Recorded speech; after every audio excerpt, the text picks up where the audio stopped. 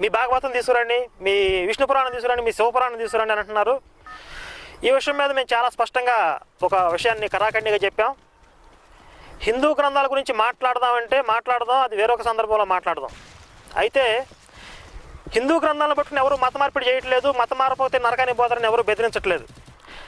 మీ క్రైస్తవ ప్రచారకులు బైబిల్ని పట్టుకొని హిందువుల దగ్గరకు వచ్చి మతం మారకపోతే నరకానికి పోతారు అని బెదిరిస్తూ మతం ప్రచారాలు చేస్తున్నారు కనుక మీరు చేసే ప్రచారాలు తప్ప ఒప్ప బైబిల్లో పరిశీలిద్దాం, బైబిల్లో ఉన్న విషయాలు ఏంటి అనే విషయాన్ని ముందు చర్చించాలి. బైబిల్లో ఉన్న సత్యాసత్యాలని నిర్ధారించిన తర్వాత హిందూ గ్రంథాల జోలికి వెళ్దాం అని చెప్పాం. ఈ విషయాన్ని మీద జాన్ రాజు గారు అనే ఒక పాస్టర్ గారు ఈయన కూడా ముందు ఇలాగే మీ గ్రంథాలు తీసుకురావాలి అని చెప్పినప్పటికీ మేము మా వైపు నుంచి మేము స్పష్టంగా చెప్పేశాం. ఈ పుస్తకం మీద మీరు చర్చించడానికి ముందుకు